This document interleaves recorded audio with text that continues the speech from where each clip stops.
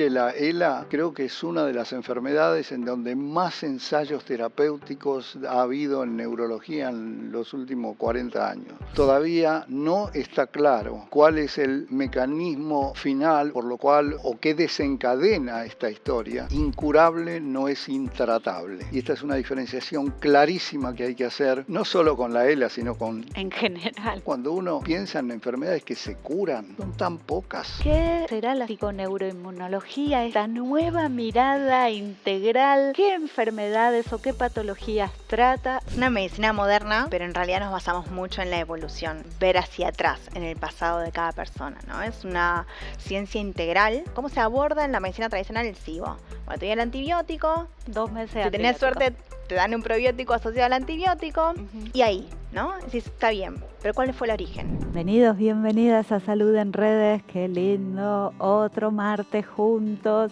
Hoy tenemos un programa especial dedicado a neurología. Nos está visitando un referente de la neurología en nuestro país, en Latinoamérica, en el mundo. Ustedes ponen su nombre, dicen su nombre y llegan un montón de mensajes muy cálidos, el reconocimiento de los profesionales. Estamos en compañía del doctor Alberto Dubrowski. Él es médico neurólogo, especialista en enfermedades neuromusculares, profesor de la Fundación Favaloro, profesor adjunto de la Universidad de Buenos Aires, director del equipo de neurociencias y el departamento de neurología de la Fundación Favaloro. Muchísimas gracias, doctor. Muchísimas gracias a usted por la invitación, es un gusto estar acá. Gracias. Bueno, la verdad que es una alegría y como decía recién, llegan muchos mensajes. Hice un aviso en las redes que venía usted por si alguien quería hacer una pregunta y eran un montón de comentarios halagándolo, agradeciéndolo y sobre todo de muchos colegas. Es un gusto escuchar eso, es un cariñito al alma que uno a veces recoge por allí. La verdad que sí. Hoy queríamos hablar de una enfermedad particular, de las enfermedades neuromusculares, que es ELA, ¿sí? Y vamos a tocarlo desde un lugar muy humano, como usted lo hace, sin alarmas, sin golpes bajos, ¿sí? Empezamos describiendo qué es ELA. Bueno, la ELA, que es una enfermedad que se ha puesto más de moda en este último tiempo, sí, desde la aparición de gente más conocida o pública que padece la enfermedad. Pero también hay historias de esta enfermedad. En realidad la padeció y tomó el nombre en Estados Unidos, se llama la enfermedad de Lou Gehrig, que era un basquetbolista muy famoso. Hemos tenido acá a Fontana Rosa, hemos tenido, bueno, otro personaje muy conocido, el famoso físico Stephen Hawking, sí, que fue un tipo absolutamente descollante. Brillante. En fin, la cantidad, en el pasado el actor David Niven, hay muchos nombres para recordar. Y la ELA es una, como usted bien mencionó, es una enfermedad neuromuscular que tiene su origen en las neuronas motoras. Por ahí lo primero para explicar qué son estas neuronas motoras, que las neuronas son las células del sistema nervioso y que el sistema nervioso uno lo puede dividir en central, que es el cerebro, digamos, todo lo que está en nuestro cráneo, y después el sistema nervioso periférico, que está en la médula espinal, son los nervios que salen de la médula. Entonces, estas neuronas motoras, hay neuronas motoras en la corteza cerebral, que son las que mandan las órdenes para que nos movamos y hagamos toda nuestra actividad física, digamos, voluntaria. Y ahí esa neurona manda una orden que baja por la médula y hace un contacto con una segunda neurona que está en la médula, que es el origen de los nervios periféricos que recorren todo nuestro organismo, y entonces esos nervios periféricos inervan a los músculos, y entonces se produce el movimiento que la neurona motora superior, que se llama la del cerebro, mandó a la motoneurona inferior, y esta mandó hacia los nervios para que los músculos se contraigan Sí, y hagan lo que nuestro cerebro quiere que hagan. perfecto. Entonces la neurona motora es donde asienta la enfermedad, la esclerosis lateral amiotrófica, y asienta tanto en las neuronas motoras de la Cerebrales. corteza cerebral como las de la médula espinal. Aclaremos que cuando uno dice que afecta a las neuronas motoras de la corteza cerebral, no quiere decir que afecte el intelecto para nada, sino solamente aquella área de la corteza cerebral o del cerebro que se ejecuta órdenes, digamos, de movimiento. ¿Okay? Perfecto. Entonces estas neuronas motoras degeneran, comienzan a enfermarse y a, Como progresivamente. claro, progresivamente, de acuerdo a ciertos patrones que uno puede reconocer, porque esto se traduce en la clínica. ¿Cómo se traduce? Se traduce por pérdida de la fuerza, atrofias musculares, es decir, pérdida de la masa muscular. Hay otros síntomas asociados, como pueden ser calambres, etc. Pero estos son básicamente los síntomas más importantes o Sí. los que comandan la descripción de la enfermedad. La atrofia muscular, la pérdida de la masa, la fuerza y también de la fuerza muscular. Es cierto, a veces la palabra es como latidos en los músculos, que son contracciones fasciculares. Estas son las características comunes Sí. que expresan la enfermedad desde el punto de vista clínico, ¿no? Y esa enfermedad tiene origen, como decía antes, por degeneración de las neuronas motoras. La pregunta es, ¿por qué degeneran las neuronas motoras? Totalmente. Y esa es la Sí. respuesta del millón, que todavía, a pesar de todo lo que hemos aprendido y de los mecanismos que se han descubierto y de la influencia de ciertos factores genéticos que hoy conocemos, todavía no está claro cuál es el mecanismo final, último, por lo cual, o qué desencadena esta historia, Ajá. aunque hay mecanismos de degradación de proteínas dentro de las células, pero eso para complicar la vida a quienes escuchan, degradación de proteínas en los cuerpos de las neuronas motoras que están afectadas, pero bueno, esta es una gran pregunta. Está dentro de lo que se llaman enfermedades degenerativas del sistema nervioso. Degenerativas del sistema nervioso. Perfecto. Y es una pregunta en Argentina y es una pregunta en el mundo. En el mundo, exactamente. En Argentina tenemos mucha producción científica y de conocimiento, mucha investigación y de muy buena calidad. ¿Cómo estamos en neurología específicamente o en estas enfermedades respecto al mundo? ¿Participamos de investigaciones mundiales? ¿Hay colaboración? Sí, se participa en investigaciones, muchas que tengan que ver con ensayos terapéuticos, es decir, en la búsqueda de tratamientos posibles para estos pacientes. Uh-huh. Entonces, con alguna frecuencia en la Argentina, eso depende mucho de la industria farmacéutica y donde la industria global farmacéutica decide desarrollar estos ensayos terapéuticos, muchas veces se lo hace en la Argentina. ¿Y hay alguna droga que parezca promisoria?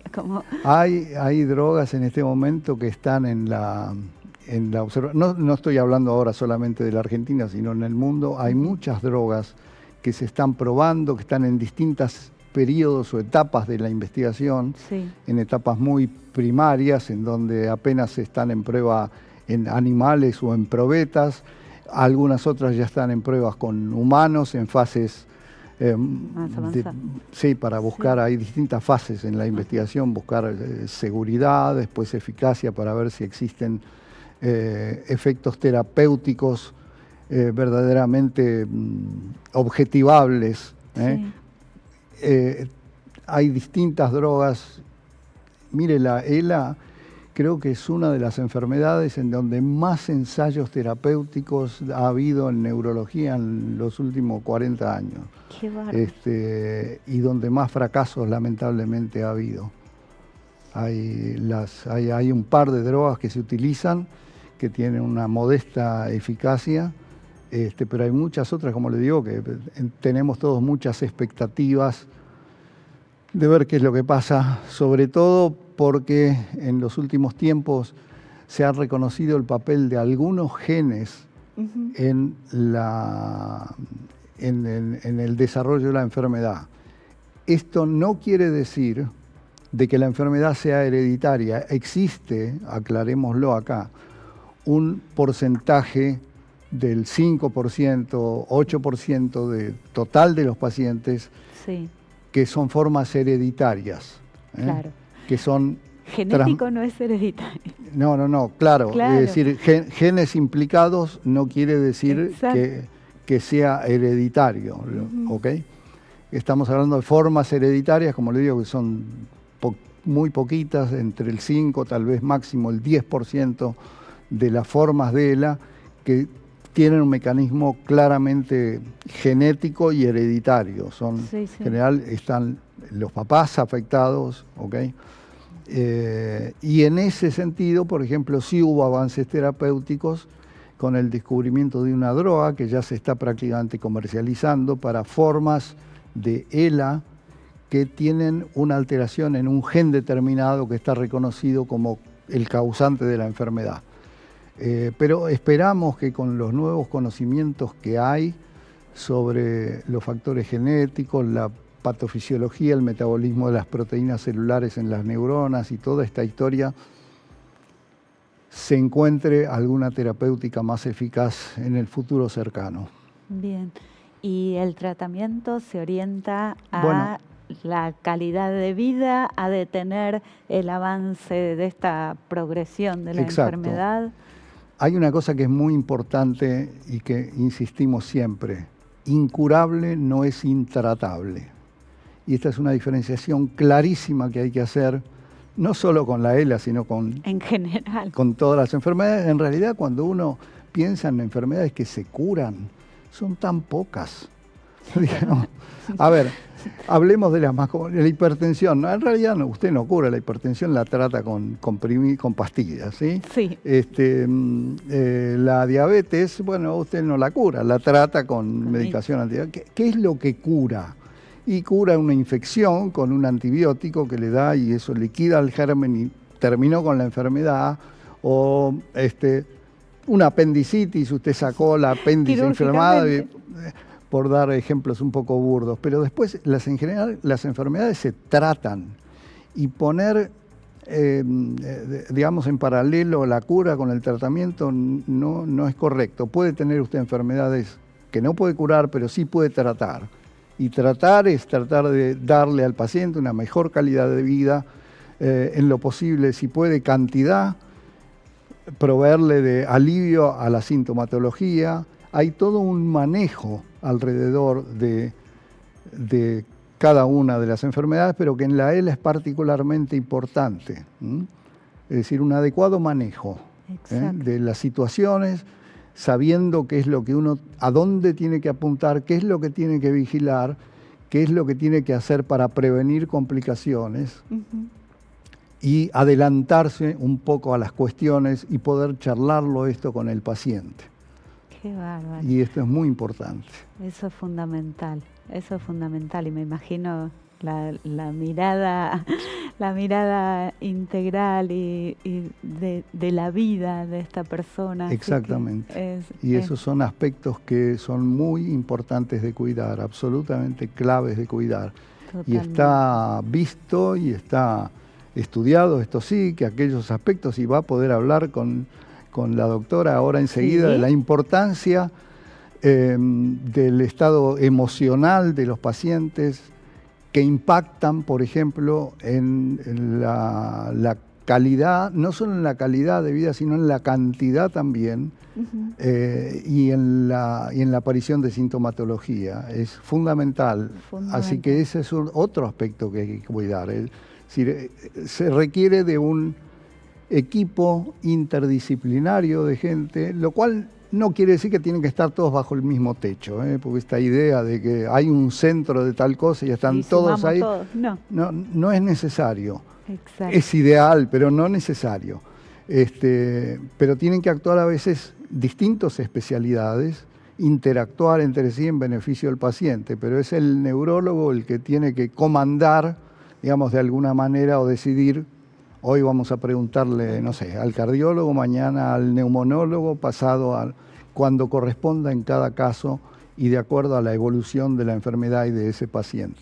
Estamos con la doctora Lucía Di Napoli. Ella es neuróloga también, especialista en psiconeuroinmunología, es la directora del Instituto Momentum.pni.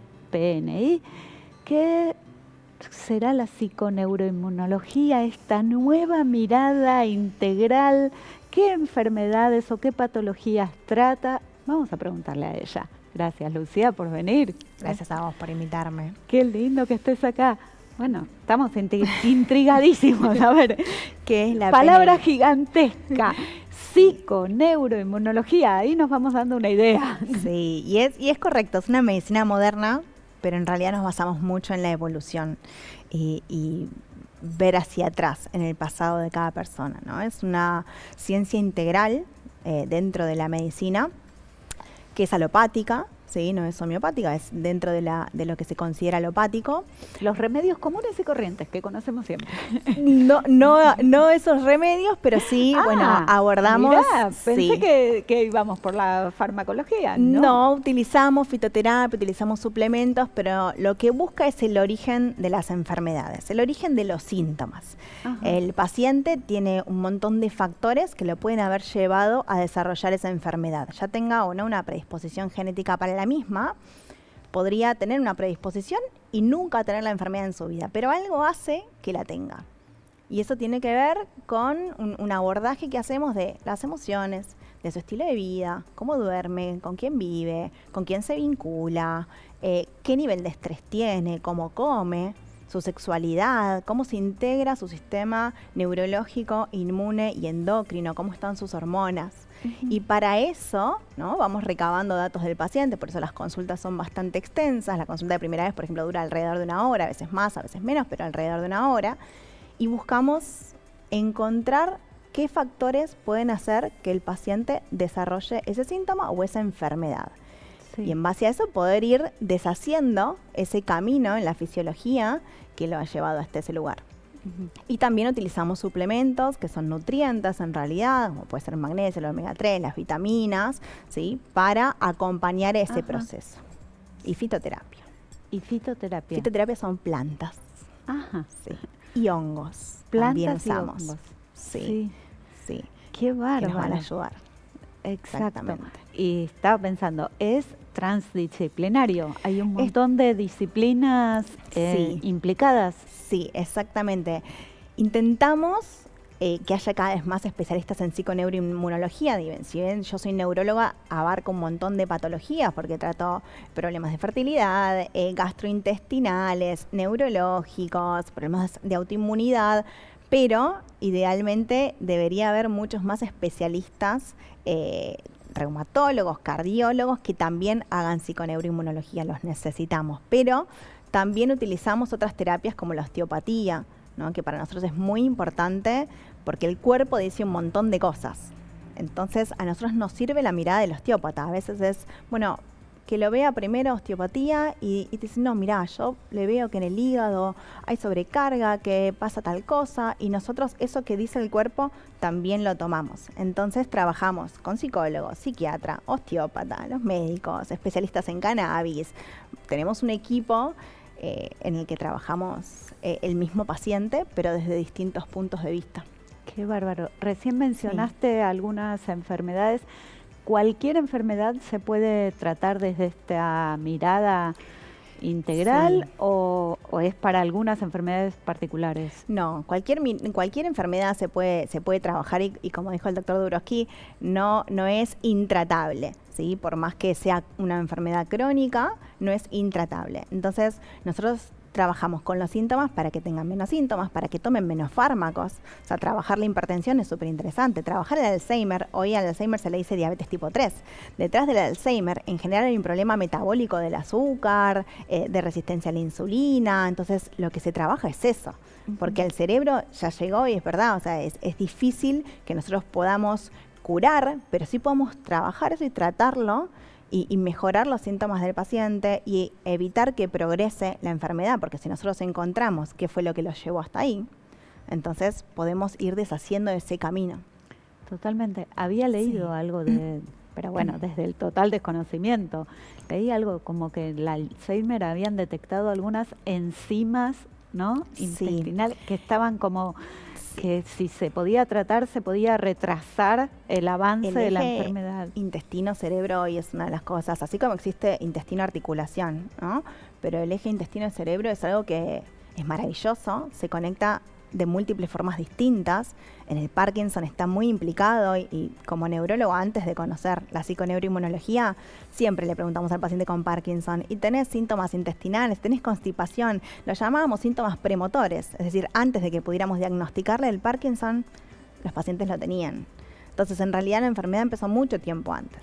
Ajá. ¿No? Y muchas veces inicia todo en el intestino, que es una de las barreras. Así como es la piel, la barrera del intestino también tiene que estar bastante cerradita. No del todo, porque nunca está cerrada del todo, pero sí bastante cerradita. Y lo mismo que la boca.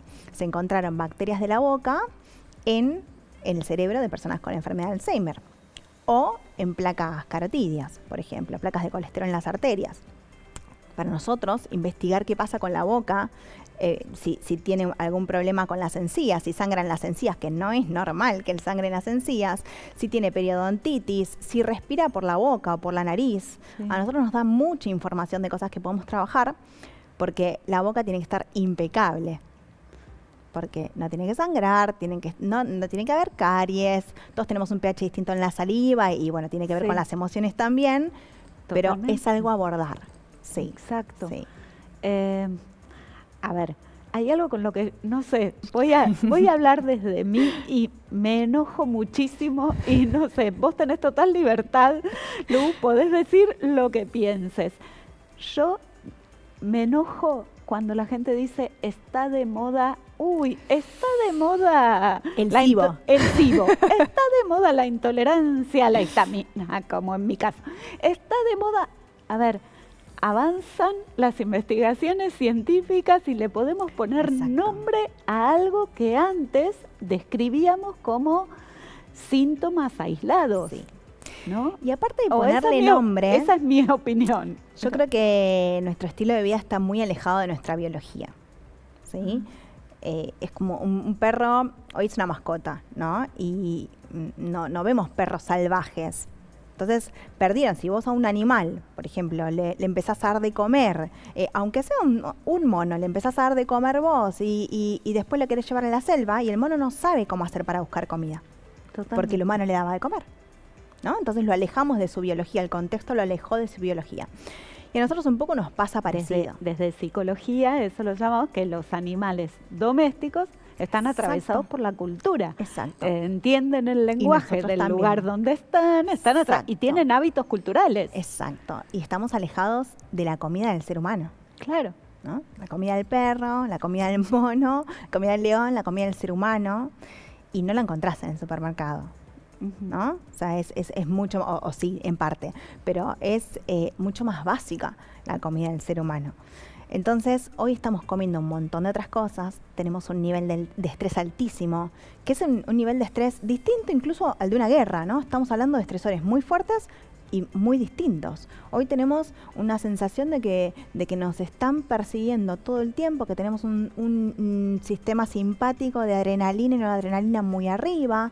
En alerta. En alerta constante. Y mientras estamos en alerta constante, comemos, vivimos, cuidamos, ¿no? Pero en alerta constante. Y eso envía señales, el cerebro dice, bueno, no paramos nunca.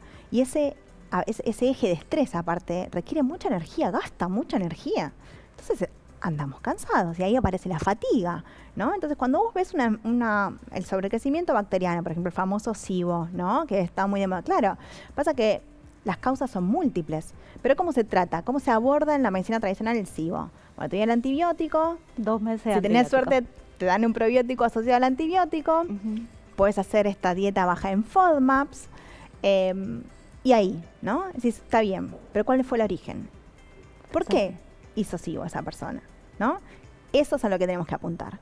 Bueno, el gran interrogante siempre es enfermedades autoinmunes o psicosomáticas. A ver, Sí. ¿cómo se origina esto? ¿Cómo mezclo? ¿Cómo se origina? ¿Cómo mezclo cuerpo, biología Sí. con relaciones humanas y con emociones? Sí, y que, bueno, está esta predisposición genética que representa un 25%, ¿no? Y después tengo un 75% restante, que es lo que va a terminar de decir si yo tengo o no esa enfermedad y si yo gatillo o no ese gen, que es la epigenética, que tiene que ver con los genes también, pero es bueno, ¿lo prendo o lo apago este gen? ¿No? Exacto. Y en algún momento el cuerpo decide hacer eso. No sabemos por qué. Entonces, bueno, si a nuestro cuerpo lo alejamos de la biología, si empezamos a vivir en un entorno o en un contexto dañino, ¿no? Si empezamos a comer cosas que no nos hacen bien y a no comer cosas que sí nos hacen bien, empezamos a no dormir, empezamos Entonces, todo eso va a hacer que yo decida aprender un gen que por ahí va a estar oculto toda la vida y yo no iba a tener esa enfermedad. Entonces, buscar ese origen, ¿no? Que por más que por ahí en el caso, por ejemplo, del sobrecrecimiento bacteriano, decir, bueno, tenía acidez previamente. Tiene un pH alterado del estómago. Entonces, si tiene un pH alterado del estómago, va a tener un pH alterado del intestino, se altera el microbiota. Y ahí empezamos con una carrera de cosas. Carrera, sí, qué bárbaro. Carrera difícil y que necesita de esta mirada integral, de que no venga ningún sabio ahí a decir yo tengo la solución para todo, sino consultar con la otra disciplina, con el que tiene al lado, preguntar, guiarse, mirar la clínica, mirar a cada persona en particular. Y es súper personalizado y también trabajamos con la medicina tradicional, no es que, es una cosa o la otra, no, se pueden hacer las dos. Muchas gracias, Lucía. No, por favor. Qué lindo programón tremendo dedicado a la neurología. Gracias al doctor Dubrovsky, Lucía Di Napoli. Nosotros nos volvemos a encontrar el próximo martes a las 18 horas por Canal Metro. Espero les haya gustado. Beso enorme para todos.